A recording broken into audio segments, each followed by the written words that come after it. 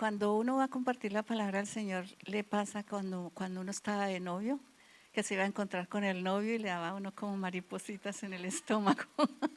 No sé si a usted le pasa, solo me pasa a mí, pero siempre que voy a predicar me pasa que me da como ese sustico, como esos nervios, como que siente uno de verdad como cuando uno se iba a encontrar con el novio y sentía uno como ese momento, ¿no?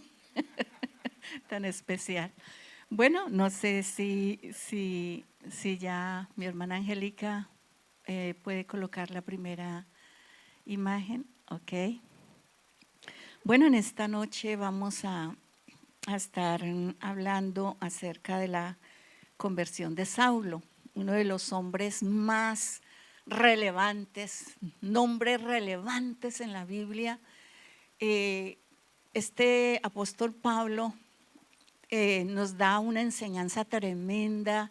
De verdad que cuando uno entra a conocer a esa persona, todo lo que el Señor hizo a través de esta vida, y de verdad que uno se llena de gozo, de alegría, de saber cuánta enseñanza podemos extraer y aplicarlo a nuestras vidas, ¿verdad? Así que sin más preámbulo vamos al capítulo 9. Yo creo que vamos hoy a solamente tocar unos 2 punticos porque el tiempo yo creo que no nos da para más, pero espero que esta palabra quede sembrada en sus corazones. Y dice la palabra del Señor así, capítulo 9 de Hechos: Saulo, respirando aún amenazas y muerte contra los discípulos del Señor, vino al sumo sacerdote y le pidió cartas para las sinagogas de Damasco, a fin de que si hallas, perdón, se me perdió aquí, vean, dice, y vino al sumo sacerdote y le pidió cartas para las sinagogas de Damasco, a fin de que si hallase algunos hombres o mujeres de este camino. Acuérdese que a los cristianos les decían los del camino. ¿Por qué? Porque Jesús es el camino, la verdad y la vida, ¿verdad? Y entonces dice que los trajese presos a Jerusalén, mas yendo por el camino aconteció un acontecimiento tremendo, que al llegar cerca de Damasco, repentinamente le rodeó un resplandor de luz del cielo, y cayendo en tierra oyó una voz que le decía: Saulo, Saulo, ¿por qué me persigues? Él dijo: ¿quién eres, Señor? Y le dijo: yo soy Jesús, a quien tú persigues. Dura cosa te es dar coces contra el aguijón. Él, temblando y temeroso, dijo: Señor, ¿qué quieres que yo haga? Y el Señor le dijo: levántate y entra en la ciudad y se te dirá lo que debes de hacer. Y los hombres que iban con Saulo se pararon atónitos, oyendo a la verdad la voz, mas sin ver a nadie. Entonces Saulo se levantó de tierra y abriendo los ojos no veía a nadie, así que llevándole por la mano le metieron en Damasco, donde estuvo 3 días sin ver y no comió ni bebió. Lo vamos a dejar hasta ahí y más adelante vamos a estar hablando más acerca de este versículo. Por un momento usted va a cerrar sus ojos y va a inclinar su rostro y va a pedirle al Señor en esta hora que esta palabra se haga rema en su espíritu, en su corazón. Amado Dios, en esta noche, Señor, te damos gracias por el día que tú nos has regalado, Señor, porque hemos visto, Señor, tu favor. Gracias, Señor, porque hasta aquí tu mano nos ha sostenido y nos seguirá sosteniendo. Gracias, Dios, por cada familia aquí representada, Dios. Gracias por los jóvenes, por los niños, Señor, aún por las personas mayores. Padre, te pido que esta palabra se haga, Señor, rema en el espíritu de cada uno de ellos, y que sea, Señor, ese refrigerio para los corazones, Señor. Que esta palabra sea como ese vaso de agua, Señor, en un desierto, Padre. Te pido, Señor, que sea como ese pan, Señor, enviado del cielo para el hambriento, Dios. Y que esta palabra, Señor, no sea una palabra más, sino que esta palabra, Señor, Dios, dé el fruto, Señor, por el cual tú la has enviado, en el poderoso nombre de Jesús. Amén y amén. Bueno, dice la palabra del Señor que Saulo respiraba muerte. Y yo decía, uy, tremendo, porque este hombre estaba pero súper enojado contra los cristianos. Y cuando uno respira, ¿tú respiras para qué? Para recibir ¿qué? Vida a tus pulmones, ¿cierto? El aire que tú respiras es para darle vida a tus pulmones. Pues él respiraba muerte. Tremendo, ¿verdad?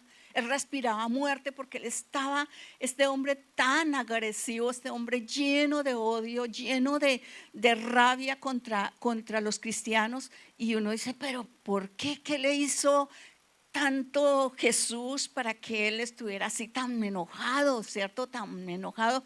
Yo lo asimilaba como esos toros cuando uno va bueno, esto ya lo están prohibiendo, pero cuando usted va a esto, allá en Colombia le dicen la corrida de toros, y entonces abren la puerta, ¿cierto? Y sale ese toro, pero eso raspa así con las patas de adelante la tierra y quiere llevarse al que lo va a torear por delante y, mejor dicho, no dejar nada de él. Así más o menos estaba Saulo, ¿cierto? Que estaba que, mejor dicho, no quería ver a un cristiano. Así que entonces vemos aquí uno de los hombres más relevantes de la Biblia. Y dice que este hombre es el autor que más libros ha escrito en toda la Biblia. ¿Por qué? Porque de los 27 libros del Nuevo Testamento, 13 fueron escritos por él. Tremendo, ¿verdad? 13, que está Romanos, Primera y Segunda de Corintios, Gálatas, Efesios, Filipenses, Colosenses, Primera y Segunda de Tesalonicenses, Primera y Segunda de Timoteo, Tito y Filemón. Así que miremos cómo este hombre se había preparado. En Colombia decimos un dicho, está más preparado que un yogur. ¿Sí? Porque ¿cuántos saben el proceso de un yogur? Tremendo el proceso de un yogur. Entonces, cuando uno se refiere a una persona que está muy preparada, dicen, no, este hombre o esta mujer está más preparada que un yogur. Así que él se llamaba Saulo de Tarso, pero no como tal, no era el apellido Tarso, sino porque era de Tarso. Así que era hijo de hebreos y descendiente de una de las tribus de Israel, especialmente de la tribu de Benjamín. De las 12 tribus, él era un hijo de una de esas tribus más sobresalientes de Israel. Así que entonces no era cualquier persona. Yo quiero que en esta noche tengamos más información acerca de la vida de Saulo, que luego el Señor tiene que cambiarle el nombre por Pablo, porque como Pablo se creía tan grande, en sí el nombre de Pablo significa pequeño, ¿sí? Y como él se creía tan grande, el Señor luego le cambia el nombre para que se diera cuenta de que él era un hombre realmente ante los ojos de él, algo muy pequeño, ¿verdad?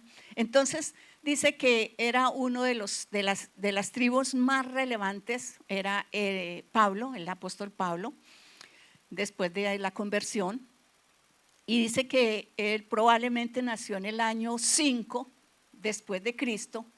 Era un fariseo religioso. Normalmente uno a veces para referirse a una persona que es hipócrita, uno dice, ay, eso es un fariseo, ¿cierto? Pero mira que para ser un fariseo se tenía que estudiar demasiado. O sea, un fariseo no era cualquier persona ahí que no sabía leer, sino era una persona supremamente preparada. Entonces él era un fariseo, era un religioso muy, muy estudiado, era un ortodoxo, recibió su educación en Jerusalén a los pies de un rabino supremamente importante llamado Gamaliel. Era tan reconocido Gamaliel que la persona que era preparada por él, los que sabían de de este personaje, Gamaliel, era como si usted se saliera de la Universidad Harvard, de la universidad más reconocida, porque decían, uy, usted lo preparó Gamaliel, uy, Dios mío, o sea, me le quito el sombrero, porque si usted salió preparado por él, usted tremendo, ¿verdad? Entonces, era un rabino muy importante y la formación de este hombre demasiado alta, ya que estudió teología, era un teólogo tremendo, era un filósofo, hablaba griego, latín, hebreo, arameo, era un políglota porque sabía muchos idiomas, ¿cierto? Así que no estamos hablando de cualquier persona. Aprendió el oficio de la artesanía y principalmente construía tiendas. Resulta que si usted mira en Turquía, allí se preparan tanto las personas judías, y Pablo fue preparado desde más o menos desde los 7 años, acostumbran allí a preparar a los niños desde los 7 años en todo el tema de la Torá, que ellos se deben aprender la Torá. Ellos son personas supremamente preparadas allí en la parte teológica, pero además de esto ellos tienen que recibir una preparación para, por decir algo, que se acompañe de la parte espiritual. Ellos deben saber otro arte, deben de saber otro oficio.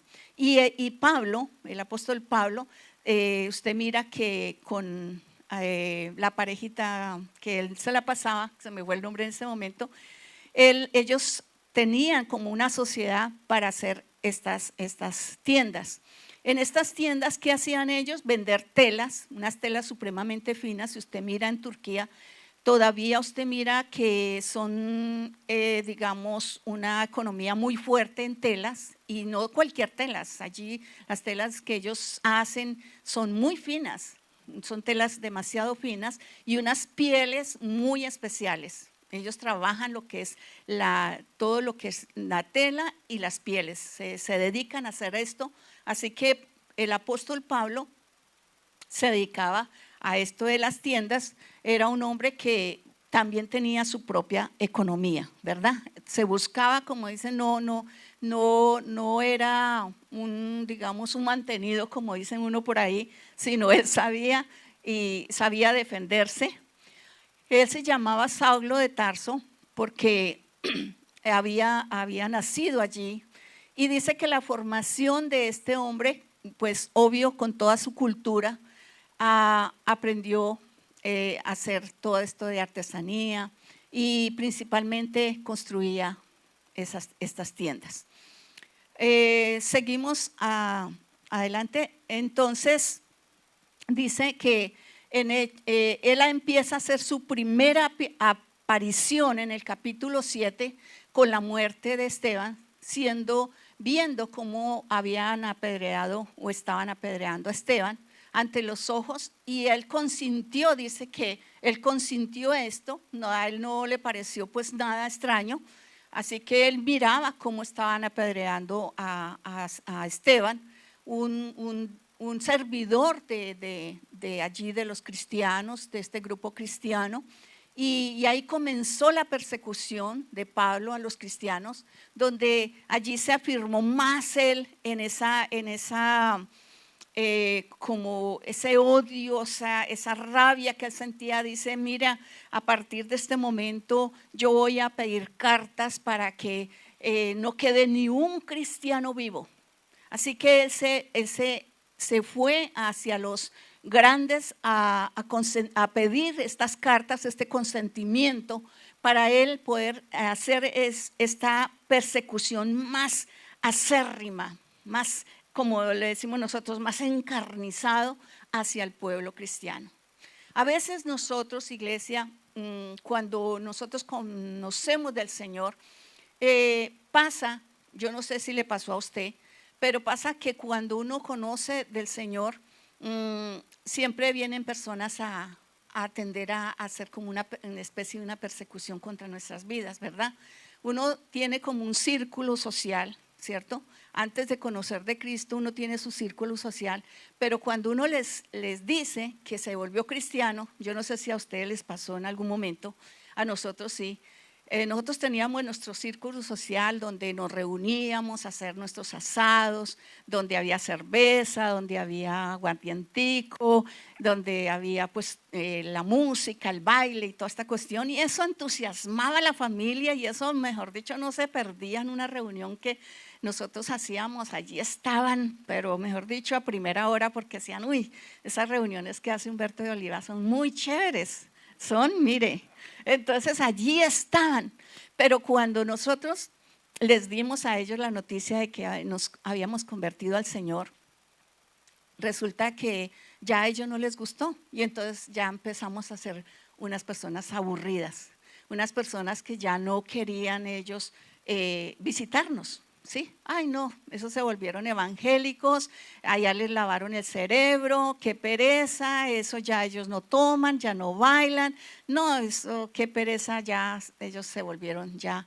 muy aburridos y entonces empezaron como a hacernos más bien como decimos la guerra, ¿no? Empezaron ya a hablar mal de nosotros, que cómo era posible que Humberto, un hombre ya de comercio, un negociante como él, porque cuando el Señor nos sale al encuentro como le salió a Saulo, mi esposo era un hombre demasiado radical en sus principios y como los papás le han dicho, mire, si usted se cambia de religión es como uno cambiarse de nombre, le decía, y uno no es perro para que le cambien el nombre, decía así la mamá, así miraba como fuerte.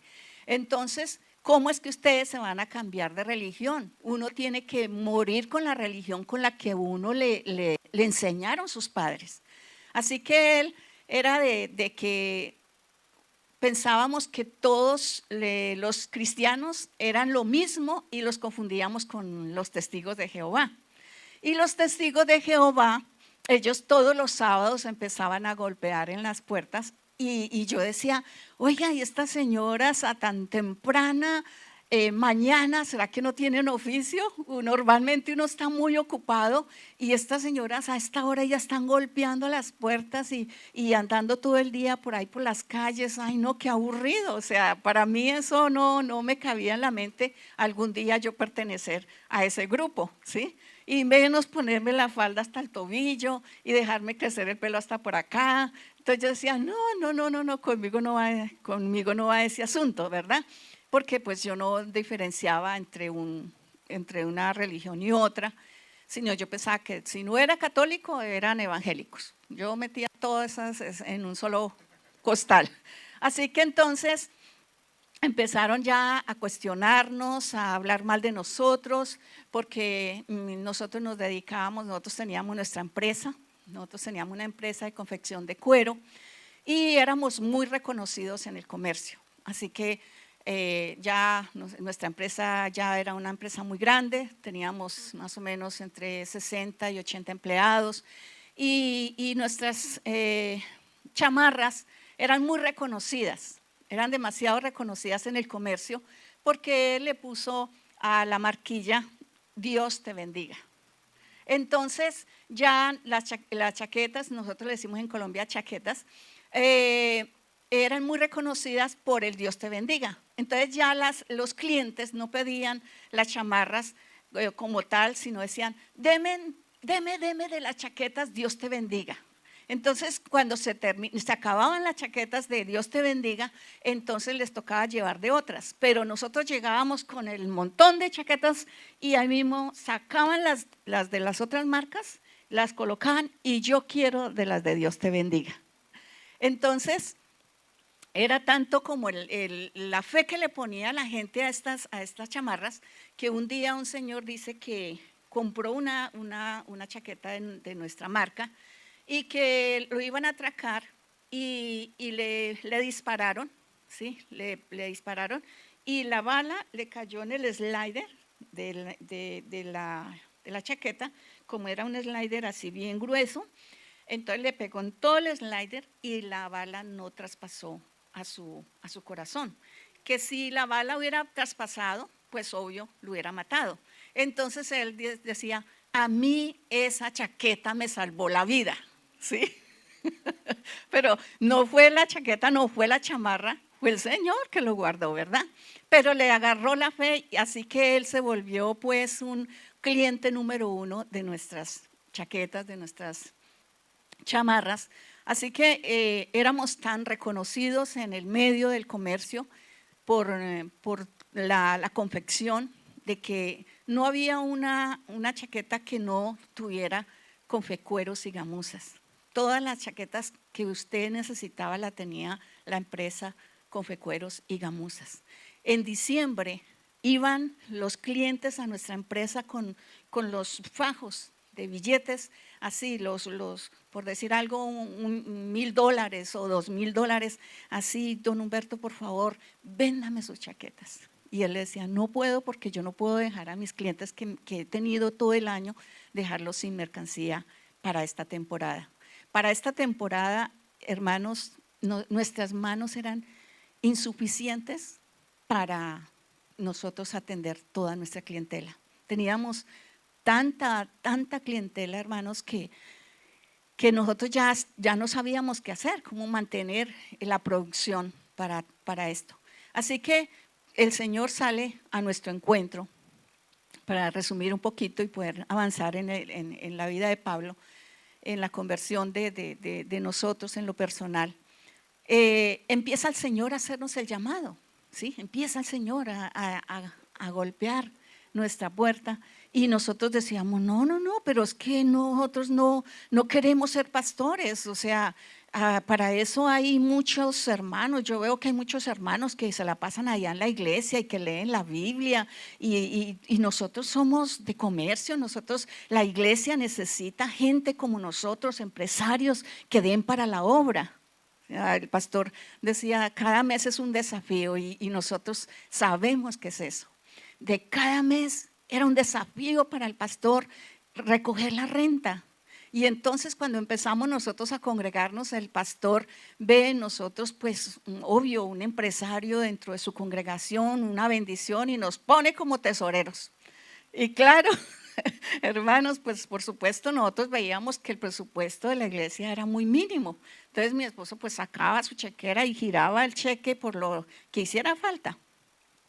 Y ya desde ese momento Dios ponía en nosotros un corazón tan generoso para la obra, que nosotros no éramos desprendidos, hermanos, para dar para la obra. El pastor decía, necesitamos una batería y mi esposo como que quería que el pastor pidiera más. ¿Qué más quiere, no? Y él, yo doy la batería, yo necesito unas cortinas, pastor, yo doy las cortinas, yo necesito sillas, pastor, yo doy las sillas. Y él quería que todo lo que el pastor necesitara, él levantaba su mano. Y entonces ya no éramos reconocidos por la empresa, sino reconocidos porque éramos generosos. Entonces ya los pastores, amigos y todo eso sabían y empezaban a coquetearnos, a decirnos, ay, cómo nos gustaría tenerlos a ustedes en la iglesia.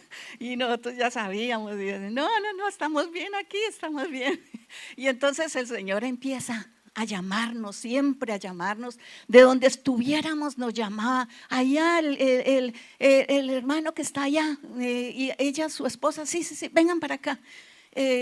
Porque el Señor dice que tiene planes grandes con sus vidas y que Dios los va a usar tremendamente y bueno, Y nosotros, no, pero es que nosotros no queremos ser pastores, nosotros no. Y nosotros huíamos a ese llamado, le huíamos. Pero mire, hermanos, quizás el Señor tuvo que hacer como hizo con el apóstol Pablo, bajarnos del caballo, aunque ahí no dice que un caballo, dice que él cayó al piso. Nosotros nos inventamos un caballo, no sé si eso fue un burro, si fue un carruaje, pero no sé de dónde nos inventamos nosotros que lo tumbó de un caballo. Ahí en la Biblia usted nunca mira que Saulo se cayó de un caballo. Pero bueno, supongamos que se cayó de un caballo o de un burro. El caso es que el Señor tiene que hacer con nosotros algo muy parecido, porque nosotros teníamos, nuestra mirada era en las finanzas. Nosotros estábamos empeñados en construir un capital. nuestros ojos estaban puestos, dice que donde está puesto nuestro corazón, ahí está, ¿cierto? Nuestro tesoro. ¿Cuál era nuestro tesoro? Aumentar el capital cada día, porque nosotros queríamos aumentar capital para sentirnos más grandes. Y aunque nos decían, cuidado con el orgullo, y nosotros, no, ¿cuál orgullo? No, no, no. Si nos toca andar en un carro de menos valor, no, para nosotros eso no tiene nada. Pero vaya a la realidad, ¿no? Así que nos gustaba que como Pablo ser reconocidos, Pablo estudioso, Pablo de la mejor familia, Pablo sale de la mejor universidad, y como que uno se siente grande, que le pongan como la alfombra cuando uno llega, ¿no? Ay, llegaron don Humberto y doña Oliva, llegaron y sírvale en el cafecito y qué más quieren, y eso mejor dicho, ¿no? Porque éramos los grandes en el comercio. Y empieza la familia a decir, oiga, ¿y a estos qué les pasó? ¿Fue que se volvieron bobos o qué? ¿Sí? Se volvieron bobos después de semejante negocio que tienen, y ahora se metieron a esa religión, ¿y ahora qué? Ahora mire. Entonces, aquí Pablo, que se creía el grande, el Señor tiene que cambiarle el nombre. Pequeño, pequeño. Nosotros nos creemos grandes, pero delante de los ojos de Dios nosotros somos como una hormiguita, ¿cierto? Porque el grande aquí es el Señor. Aquí el Rey de Reyes es el Señor. Nosotros sencillamente somos criaturas hechas por su gracia y por su misericordia. Él nos da el privilegio de estar en esta tierra y de administrar lo que Él nos pone a administrar, pero entre más el Señor nos dé, entre más el Señor nos bendiga, nosotros debemos de ser las personas más sencillas y no permitir que el enemigo entre con astucia al corazón y llenarnos de vanagloria y llenarnos de orgullo y creernos que mejor dicho somos la última Coca-Cola en el desierto, ¿verdad? No podemos hacer de ninguna manera esto. Así que si usted es bendecido, diga gracias, Señor, porque yo estoy aquí solamente administrándote por un poco de tiempo. Pero aquí llega el Señor y dice, bueno, Humberto y Olivia, ustedes me son necesarios para la obra, como le dijo a Pablo. Dijo, mire, yo necesito hacer contigo, romper esa vasija, porque esa vasija que tú eres como Saulo no me sirve para nada. Nada de lo que eres como Saulo no sirve. Necesito hacer algo nuevo en ti. Y eso fue lo que hizo en la vida de Saúl, para transformarlo en un nuevo Pablo. Eso fue lo que hizo en Oliva y lo que hizo en Humberto, romper esa vasija llena de cosas, de imperfecciones, porque dice que Pablo iba en un camino hacia Damasco, y a veces nosotros vamos por nuestros propios caminos, y dice la palabra del Señor, hay caminos que al hombre le parecen que son buenos, pero son caminos de muerte, y nosotros a veces queremos agarrar nuestros propios caminos, pero no son los caminos que el Señor tiene preparados. Y tiene que el Señor agarrarnos y, como a Pablo, bajarnos del burro, de lo que sea, y allí está Pablo tendido, el grande tendido en el suelo, dependiendo como un niño de alguien que le dé la mano y lo lleve a un lugar donde ni siquiera él podía ver.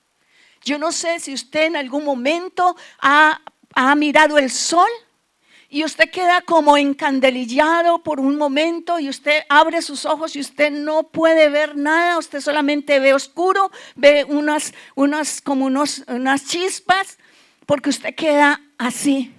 Así queda Pablo sin ver 3 días. Dependiendo, el grande, el que tenía todo un personal a su lado, a su disposición, allí estaba Pablo. Este hombre grande que se creía tremendo, estaba allí dependiendo de un hombre que fuera a orar por él. Sin comer por 3 días. preguntándole al Señor, porque sabes, él le pregunta, Señor, ¿qué quieres que yo haga? Pero el Señor no le responde de inmediato. A veces el Señor guarda silencio entre ciertas preguntas. Yo no sé si usted alguna vez le ha preguntado al Señor algo y usted no recibe la respuesta de inmediato. Hay un silencio de parte de Dios. ¿Sabe que a veces es necesario ese silencio? Porque el Señor está trabajando en nuestro interior, en nuestro corazón. Allí tenía Pablo, allí en la oscuridad. Allí tenía Pablo sin comer, sin beber. Estaba el Señor trabajando con el corazón de Pablo. Necesita el Señor a veces trabajar con este corazón interno, con nosotros, con este propio yo, para que pueda hacer lo que el Señor necesita. ¿Sabes? Allí estaba Pablo, allí estaba Humberto, allí estaba Oliva, sin entender muchas cosas que el Señor iba a hacer a través de estas vidas. Y nosotros sin entender muchas cosas, sencillamente hacíamos las cosas porque nos parecía que estaba bien. ¿Sabes? Saulo pensaba que lo que él estaba haciendo lo estaba haciendo bien porque él era un defensor acérrimo de lo que él le habían enseñado. ¿Sabe? Era un hombre con tan radical que a él no le importaba que se le viniera al que se le viniera, porque él estaba defendiendo sus preceptos, sus costumbres. Pero cuando se da cuenta de que lo que él pensaba que estaba bien y que le agradaba a Dios no era. ¿Cuántas veces, iglesia, nosotros hacemos cosas que pensamos que al Señor le agrada, pero que no es? Vemos a tantas personas haciendo cosas que en su concepto piensan que están bien. Miramos, por ejemplo, le voy a dar a unos 2 ejemplos de los católicos. En Semana Santa, ¿ellos qué hacen? Ellos sacan sus imágenes y las cargan, ¿cierto? Porque ellos creen que al Señor le agrada eso. Pero ¿al Señor le agrada? No. Vemos a los testigos de Jehová, una secta como esta. Ellos, cuando un hijo se les va a morir y necesita una transfusión de sangre, ellos no permiten que les hagan una transfusión de sangre y prefieren que su hijo se muera. Y ellos lloran a su hijo, pero ellos creen que lo están haciendo bien. Ellos, a pesar de que aman a su hijo, que les duele la muerte de su hijo, pero ellos dicen, yo no voy a permitir de que a mi hijo le pongan el alma de otra persona. No le voy a permitir de que le pongan la sangre. Entonces ellos dicen, no, el Señor se agrada de que nosotros tomemos esta decisión de que a mi hijo no le pongan la sangre de otro. Vemos también a estos hombres del Islam, de que ellos se ponen cosas en su cuerpo y prefieren morir mutilados porque ellos creen que si lo hacen eso le agrada a Dios. Y dicen, no, nosotros creemos que vamos a estar en el paraíso y que vamos a tener allí un harén de mujeres y toda esta cosa. Y ellos mueren con esa convicción. Hay personas que tienen tantas convicciones y que creen que si lo hacen eso le agrada al Señor. Usted, iglesia, cree que nosotros estamos lejos de hacer cosas que al Señor le agradan. No, nosotros también estamos en terrenos peligrosos, de que a veces nosotros creemos que si hacemos cosas que nos parece a nosotros, que no están en la Biblia, como le digo yo lo del caballo. Nos inventamos que es un caballo y ahí no dice un caballo. Y entonces nos inventamos cosas. Y yo le decía allí a la iglesia, a veces la iglesia piensa que si hay personas que se revuelcan en el piso, usted ha visto que personas que van y que empiezan a dar voltaretas así en el piso. Y eso es que ahí sí está el Espíritu de Dios. Entonces corremos a esos movimientos porque allá sí está el Espíritu de Dios. En mi iglesia no nos caemos, no damos voltarines, no nos dan el chicle ungido, ¿sí? Y resulta que la gente va corriendo tras todos estos movimientos. Y resulta, iglesia, que el Espíritu Santo no hace ese tipo de cosas. Usted lo mira en la Biblia, donde vemos este desorden. Y yo le decía eso a la iglesia, porque a veces somos tan como las ranitas de piedra en piedra, y vamos allí, nos invitan allí y corre para allí, y luego nos invitan allá y corre para allá. Y yo le decía a la iglesia, a veces parecemos ranitas. Brincamos de piedra en piedra y cuando menos pensamos estamos fríos como una paleta. Porque nos las pasamos de piedra en piedra, saltando de piedra en piedra. Y resulta que allí empieza Saulo con esa persecución porque él creía que lo que él estaba haciendo, lo estaba haciendo bien. Nosotros a veces, iglesia, hacemos cosas que creemos que delante de los ojos de Dios están bien. Por eso nosotros tenemos que ser, hermanos, muy cuidadosos. Debemos de estar tan metidos en la palabra. ¿Qué dice la palabra? ¿Qué dice la palabra respecto a la familia? ¿Qué dice la palabra respecto a los padres? ¿Qué dice la palabra respecto al matrimonio? ¿Qué dice la palabra respecto a ti, joven? Por eso nosotros debemos ser, hermanos, cristocéntricos. No porque el líder, no porque el pastor dice que esto es así, usted corre como le digo yo, como ovejita. No, usted tiene que saber, iglesia, que lo que no está en la Biblia no lo debo de hacer. Por eso caemos en tantos movimientos. Yo le decía a la iglesia a veces, mire, aquí nosotros no le movemos las emociones a las personas. Y uno iba a visitar a las hermanas, ay pastor, es que aquí tengo el sobrecito para yo sembrar en la radiotón, en la lluviatón, en la no sé qué. Y uno ahí teniendo dolores de parto para el arriendo del lugar. Y ellos sembrando y antes le dicen a uno. ¿Ah? Es como si su hijo está sin zapatos y usted le está dando los zapatos al niño del vecino, ¿sí? Y su hijo sin zapatos. Y la gente sembrando en otras cosas y la iglesia con necesidad. Y yo le decía, iglesia, ¿cómo es posible? Nosotros aquí no les movemos las emociones, porque a la mayoría es que siembre para que su familia sea salva, que siembre por las deudas, que si usted tiene yo no sé cuántas deudas, si usted siembra, el Señor le va a dar el triple o no sé cuántas. Y le digo yo, ¿y dónde está eso en la Biblia? ¿Dónde está eso en la Biblia? Que si usted siembra 100 le va a dar 4 veces más el Señor. El Señor habla de los diezmos y de las ofrendas, pero Él no está diciendo que si usted siembra por la conversión, pues usted tiene que orar por su esposo, usted tiene que orar por su hijo, usted tiene que orar y compartirle la palabra a ese hijo, compartirle la palabra a su familia. Pero ¿quién dijo? Pero la gente quiere las cosas fáciles. La gente no quiere pagar el precio. La gente hoy por hoy quiere todo rápido, todo macro.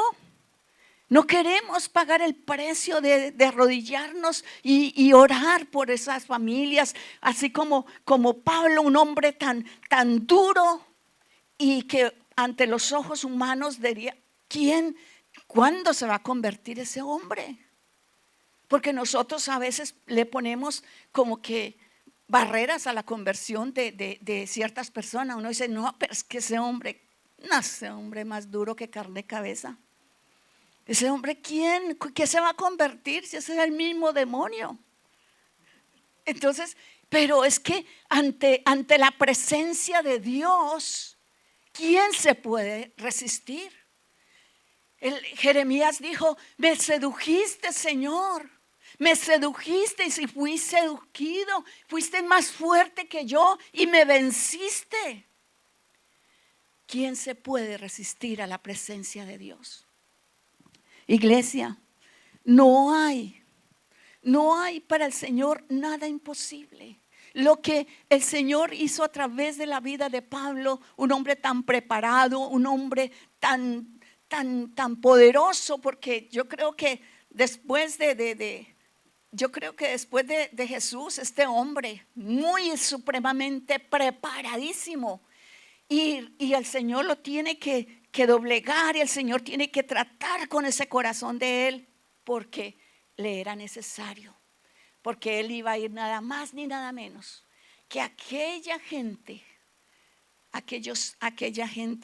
que se creía tan doctos, tan llenos de doctrina, tan llenos de teología. A esos era que tenía que ir Pablo, a esos gentiles, a esos hombres que se creían que, mejor dicho, lo sabían todos, sabían la ley de la A hasta la Z, se sabían toda la Torá, se sabían todo, porque eran impecables estos fariseos.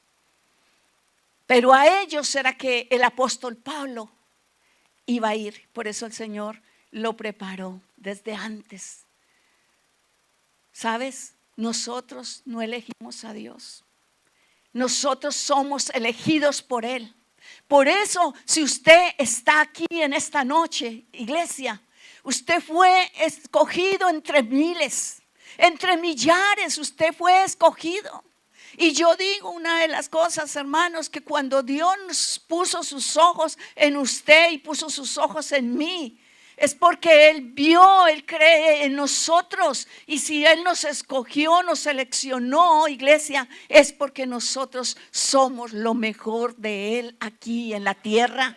Y si somos lo mejor, ¿qué tenemos que hacer? Ir a predicar la palabra del Señor, porque para eso sacó el Señor a Saulo de donde estaba y lo convierte en un Pablo. Convierte ese corazón sucio, ese corazón asesino, ese corazón malo, lo convierte en un corazón tierno, en un corazón lleno de compasión, en un corazón que ya quería hablar de ese Cristo, hablar de ese Jesús, hablar de ese Jesús que él tanto rechazó, ese Jesús que tanto por el cual él persiguió la iglesia. Ahora él quería hablar de ese Jesús. Y él pudo decir, ya no vivo yo, mas Cristo vive en mí. Pudo decirlo porque su corazón había sido cambiado, había sido transformado, iglesia. Miramos lo que el Señor puede hacer. Por eso no dice la palabra del Señor que le dijo, dura cosa es dar coces contra el aguijón, porque era una palabra muy reconocida dentro de su entorno.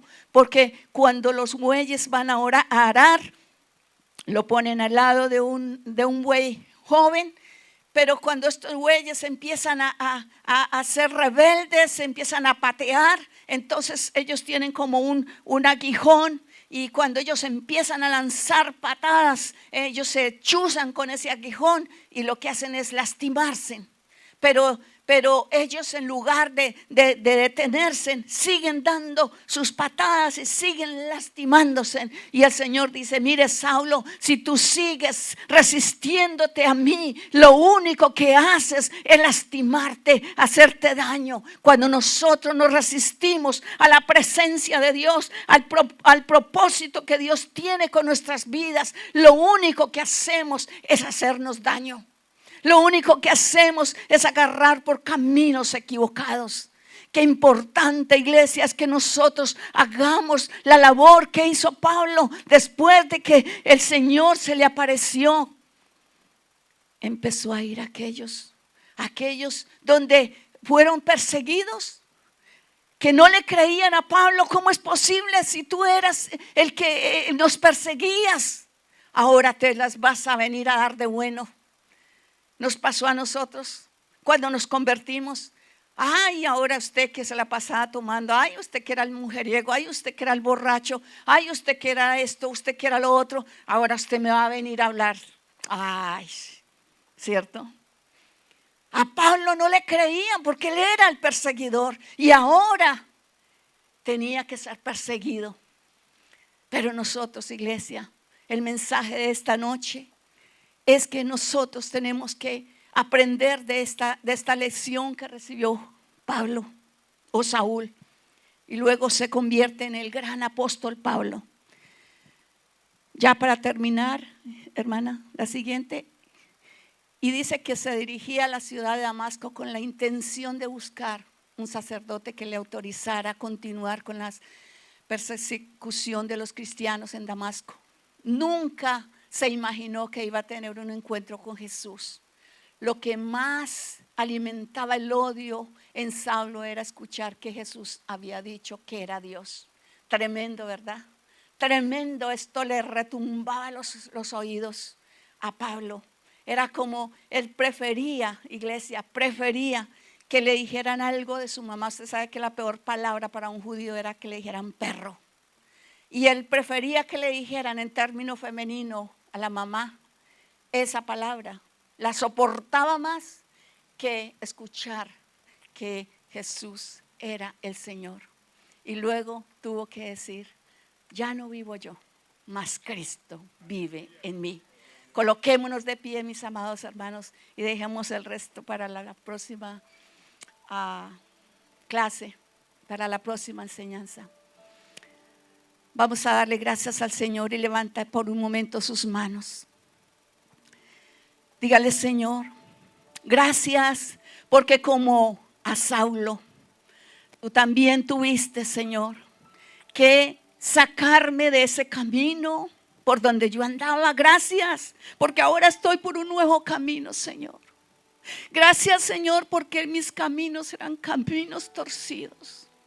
Eran caminos, Señor, que a ti no te agradaban, Dios.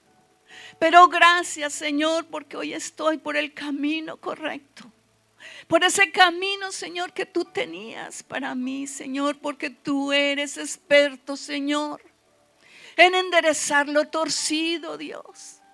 Y nosotros en la gran mayoría, Señor, éramos personas torcidas, personas, Señor, con pensamientos torcidos, con pensamientos equivocados. Pero gracias porque fue por tu amor, Señor, por tu compasión, que hoy estamos aquí, Señor, como tus hijos, como tu pueblo, Señor. Así como dice la canción, ¿qué sería de mí si tú no me hubieras alcanzado? ¿Qué sería de mí si no me hubieras rescatado, Señor? ¿Dónde estaría yo, Señor? Dígale en esta hora, gracias, Señor. Y ayúdanos, Señor, a ser hombres que transmiten esta palabra de cambio, esta palabra de transformación a muchos que lo necesitan. ¿Cómo estabas tú cuando el Señor te encontró? Cuando el Señor te salió al encuentro, ¿cómo estabas? ¿Cómo estaba nuestro hogar? ¿Cómo estaba nuestra vida? Pero es por tu amor, Señor. ¿Qué sería de mí? Dígale, ¿qué sería de mí? Pero gracias porque es por tu gracia, es por tu amor, Señor, que hoy somos nada más ni nada menos que reyes y sacerdotes llamados a ministrar en tu presencia. Somos ese linaje escogido por ti, Señor. Gracias porque como a Pablo tú le cambiaste el nombre. Y ahora de ese Saúl sangriento, de ese Saúl perseguidor, vemos a un Pablo, Señor, transformado. Un Pablo transformado por el poder de tu Espíritu. Porque ¿quién se puede resistir ante tu presencia?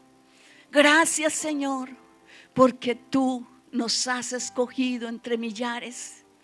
Y hoy estamos, Señor, Dios del cielo, en este lugar, alabándote y glorificándote, Señor. Gracias, Señor, dígale gracias. No tenemos, Señor, palabras, Señor, nos quedamos cortos en palabras para agradecerte, Señor Dios, por haber puesto tus ojos en nosotros, por habernos escogido desde el vientre de nuestras madres, por seleccionarnos entre millares, Señor, y hoy estar aquí en este lugar. En el nombre de Jesús. Amén y amén. Dele un fuerte aplauso al Señor en esta noche. Gracias. Gracias, Señor. Amén y amén.